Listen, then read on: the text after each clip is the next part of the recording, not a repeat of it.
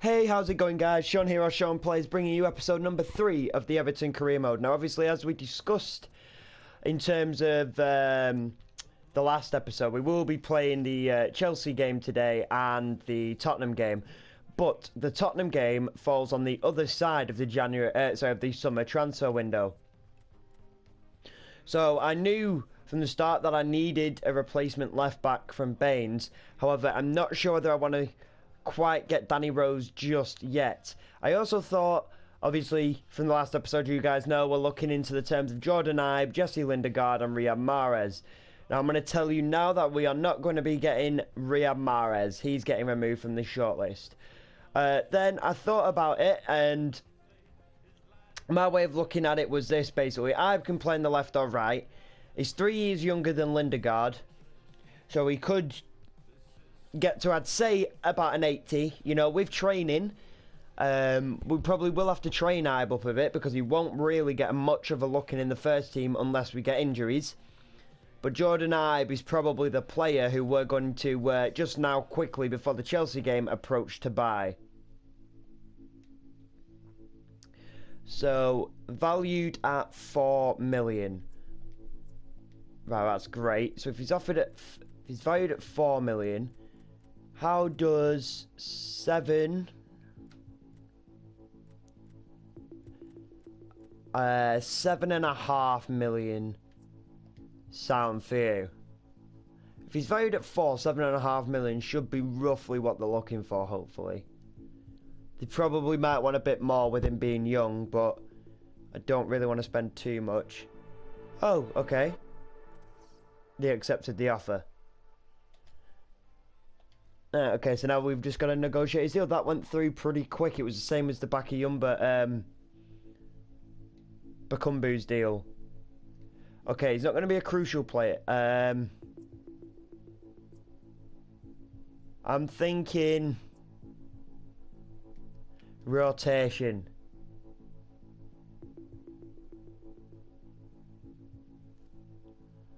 I'm thinking he could be used as a rotation player. I don't really want to give him too much hope that he's going to get in the first team. And he accepts the rotational value. In terms of his length, I'd like him on a 4-year deal. Because 5 years might not sign. 4 years is a pretty nice number to have him. Because that's till he's 25 if we keep hold of him. Oh, great. Jordan Ibe's agent is fantastic. He's accepted the 4 years as well.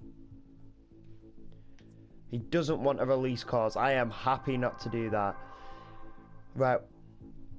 So, given the quality we believe he deserves to be on 51,000 a week, would require a signing bonus of 670,000. Counter that. A dip wages. He's on 27 at the moment. Right. I kind of don't want to pay 51. If we offer him the 45k, give him a signing bonus of 650, would that work? So I've just kind of knocked down what he's asking for a little bit. He's not prepared to accept any less? Do you know what? Fine. I'll back down. So we do now have Jordan Ibe, who we already know is going to be used mainly as a rotational right midfielder. Because we just... Well, pretty much we needed somebody a bit stronger. Now, Vlasic is 68 overall. Now, how old are you, Vlasic? Right, Vlasic is actually 19, and he's a 68 overall, which is great. So what we can do then is, if we go into the squad hub, if I've not already put Vlasic up for loan, then he can go out on loan for a season. Unfortunately, I can't do anything with Vlasic, which means he's only recently come in. But there you go, there's another new signing for the season. So we've signed Bakumbu and Jordan Ibe. I don't think Ibe's going to get too much game time, but he'll get to play anyway. Well, we hope he'll get to play. He will be given a chance in and around the first team. I know that much is definitely sure. So we've signed a striker, we've signed a right mid. Now what we'll be looking for, probably now in the January window, is a new left back, because the players that we've got currently can hold it. Okay, so we have players leaving on international duty. Match rescheduled, that's absolutely fine. Okay guys, so we're going to play this match now against away at, oh well, it's Stamford Bridge. Okay, this could be tough. Okay, so let's sort out the team. Bakumbu and Rooney obviously starters. Sigurdsson, we're going to pull you over to the left. In terms of left backs, where is that young... Am I being blind here? I swear I had a young left back. It was Martina who was at left back, but he's actually a right back by default. And then where's Morgan Schneiderlin? We're going to bring Schneiderlin on for Klasan. And then Klasan is actually going to go sit on the bench for McCarthy. Okay, guys, so there's the team for the Chelsea game. Now, hopefully, we can go to Stamford Bridge and take away 3 points. But without any further ado, let's see what happens. Okay, guys, here we go now. Kick-off underway at Stamford Bridge. Hopefully, we're hoping for the 3 points. Let's see what we do. Straight away from the kick-off there, we're keeping the possession well, we're retaining it. Bakumbu picks up the ball. He finds a run of Rooney. Rooney sees a run of Bakumbu. Bakumbu cuts in and he shoots and he scores just after 3 minutes. Just 3 minutes on the clock, and that new man there, Bakumbu, has broke down this Chelsea defence thanks to the help of a Wayne Rooney pass and slots it home just after 3 minutes. And that is Bakumbu's second goal of the season. A little bit later on in the game now, Chelsea coming at us with a nice counter. Eden Hazard picks up the ball. Cuts it back to Willian, who just puts it over the top of the crossbar. Well, sorry, it was saved by Pickford. Eden Hazard now on the corner to take it. And Pickford comes out and punches it away. And again, nothing comes of it. A little bit later now, 20 minutes in, Rooney finds Bakumbu. Bakumbu goes out wide and picks out the run of Seamus Coleman. Coleman cuts back. He whips it in looking for Gylfi Sigurdsson at the far post. Unfortunately, Chelsea were able to defend it well and come away with the ball. But we managed to get a tackle and we have a nice shot off there with Wayne Rooney, but it is saved by Caballero. Willian now breaking down this right-hand wing. We're able to get a foot in there with Funes Mori. We cut it back, but Diego Costa intercepts. Picks out Willian again. Willian sees the run of Costa. Costa slots it home for the equaliser. And we are now 1-1 at Stamford Bridge against Chelsea in the 36th minute of the game. Good passing play that, but it's poor defending. Should not be conceding goals like that, especially not from Diego Costa. But anyway, 37 minutes in, it is 1-1. We've got the ball, we pick it up from the kickoff. We just instantly turn it over. Now a little bit later on, Chelsea coming down the wing. They're looking to try and feed Diego Costa. We are able to pick it up and pass the ball to Pickford. There's 2 minutes of added on time here. Aaron Lennon with a pass to Bakumbu. Bakumbu looked to offload it, but he couldn't. So we do go in at half-time, drawing 1 apiece. It's Chelsea to get the second half of the game underway now. We look for a through ball with Rooney to Bakumbu, but unfortunately that is intercepted straight off the kickoff. A little bit later on now, Gylfi Sigurdsson finds the run of Bakumbu. Bakumbu cuts inside again, and Caballero, I think, actually got hands to that, but could not steer it off target. I think there was too much power. Let's take a look here. So Sigurdsson picks up the ball, through balls it past David Luiz into Bakumbu's path. And yeah, Caballero does get a hand to it, but it was on target anyway. So that is Bakumbu's third goal this season. We do decide to sub Wayne Rooney off after 63 minutes and bring on Ross Barkley in his place. A little bit later on in the game now here, we're taking off Aaron Lennon and we're bringing on Yannick Bolasie as his replacement. Here is Bolasie now, the sub, to make an impact, but it is saved by Caballero. The possession stats currently 50-50, but we're playing well. Bakumbu picks up the ball, finds Gylfi Sigurdsson with a shot. Caballero saves it. Yannick Bolasie is going to run down to the wing and pick up this loose ball. He swings it back in looking for Bakumbu. Bakumbu can't quite get underneath it, and David Luiz and Chelsea are able to clear. Here's Charlie Martina now, the left back, bringing the ball forward. He crosses it in. He finds Gylfi Sigurdsson, and what was that for Chelsea defending? 3 Chelsea players around Sigurdsson, and not one of them could get a foot in before he was able to get the shot off. But in all fairness, it was a good run from Martina. We do actually end up subbing Sigurdsson for Kevin Morelos. That is a substitution we make. But Chelsea again with another poor effort there, and we do get the goal kick from that. Able to clear our lines again. In the 90+ second minute now, David Luiz and Chelsea are trying to throw themselves forward to try and get at least another goal. But we're trying to hold on to at least a 3-1. And we managed to do it. So we do actually manage to beat Chelsea in the Premier League by 3-1. Okay guys, what a fantastic win that was at Stamford Bridge against Chelsea. Now, I was obviously planning to go through deadline day and get the game against Spurs involved in this episode, but with it being deadline day, we're just going to leave the Chelsea game and we're going to leave the Spurs game till the next episode. But I hope you don't mind, but that's just what I think. I think we should just go through and look at some deals. Now, Michael Keane has served his suspension for obviously from that red card, which I think was a bit unjustified against Manchester City. So his suspension served, but we are going to go through deadline day, and then we're also going to take a look at what other clubs have been doing as well to finish off today's episode. Okay, so we are on deadline day.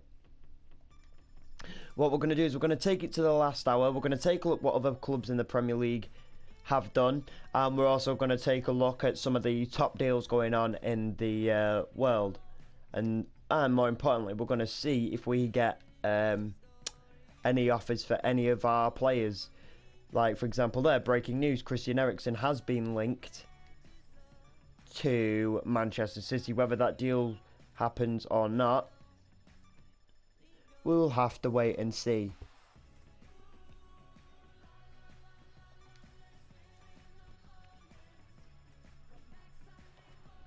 So 4 hours left in the transfer window, and I am very, very surprised that not one person is coming. Oh, hold on, we have an offer here in the office.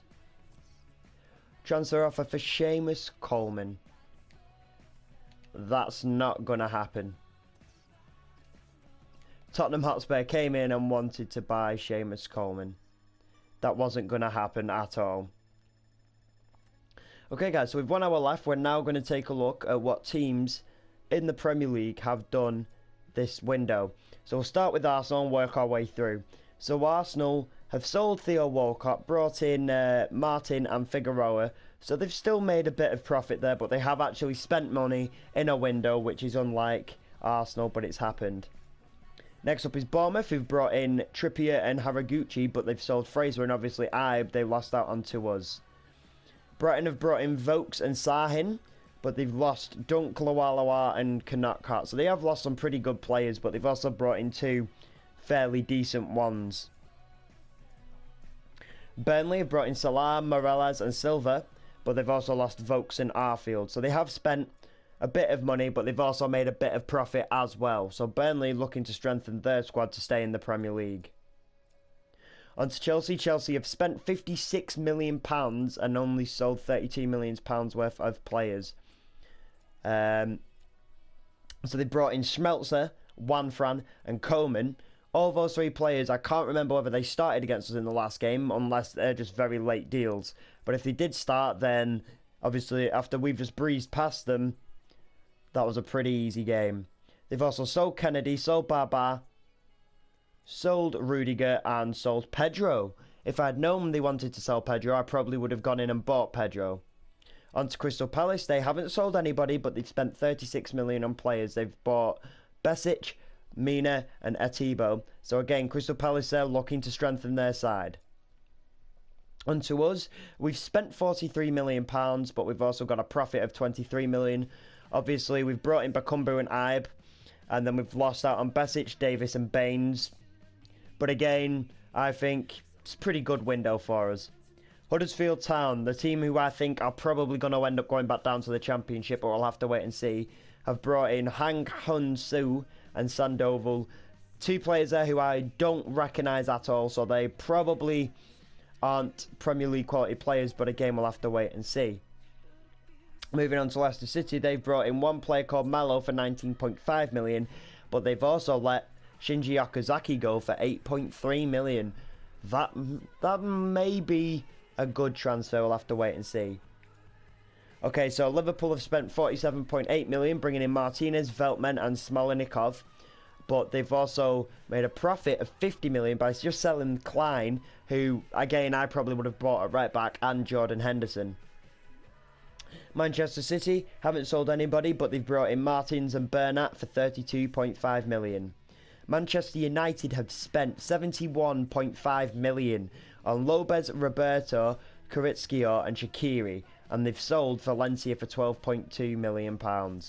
Newcastle United have spent 32.75 million on Uth, Arelna, Amudu and Silva. So again, Newcastle pretty much strengthening their team. Southampton have spent 29 million on Castillo, Moran, but they've also made a profit of 12 million with Bertrand, Cedric and Romeo leaving the club. Tottenham, 51 million on Salvio and Seri, and we've got them next, so I'm a bit concerned about that because that is pretty good strengthening. But they've also lost out on Trippier, again another player who I could have looked to bring to the club. Stoke, obviously determined to stay up, have brought in Iago, Moreno, Baveda and Jordan Henderson, which is where he must have gone. And Shaqiri is obviously, as we know, got sold to Man United for 33.3 million. So Stoke are looking to obviously, maybe with the squad that Stoke have, could get Europe. Swansea have only spent 7.5 million on Pabon. Watford have brought in 41 million pounds worth of players on Martins and Juncker, but they've sold Holibas and Capu. West Brom, 31 million brought in. Contento, Dunk and Aranguez brought in. But they have made a profit of 9.5 million with McLean and Chris Brunt departing the club. Where West Ham have brought in 76 million pounds worth of players. I think that is the highest that we have seen, with Amiri Rees and Milinkovic Savic. So West Ham with that kind of money should be looking for Europe. So that's it in terms of Premier League for deals. So let's just take a look at some of the top deals that are going on here. So the lowest deal we can see here is Casemiro went from Real Madrid to AC Milan for 53.7 million.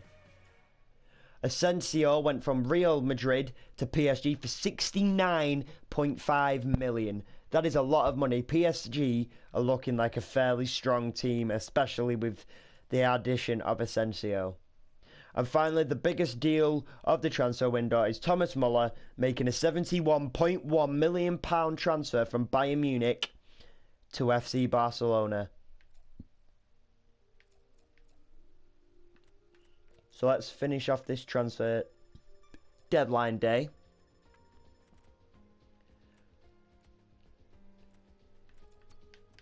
Office. So let's find out how much money was spent. The deadline to submit transfer-related paperwork to the league has now passed. Any deals in progress that are not yet complete will not take place in this window. The total amount of money spent across every single football division on this transfer deadline day was 400,810,000. That is a ridiculous amount of money. Okay, guys, but that's where well, looking at the league now, we're currently sat in 4th place after 3 games with 6 points. Player of the month was Bakumbu with his 3 goals. So he was obviously a key signing. Okay, guys. So if you've liked today's video, give it a like. In terms of what you could do for me now is let me know in the comments your predictions for where you think we will finish and how the table will finish, or what the table will look like in January, just based off the signings that you have seen just there. Make sure to subscribe to the channel if you're new. Thank you so much for watching, and I'll see you guys next time in episode 4. See you soon.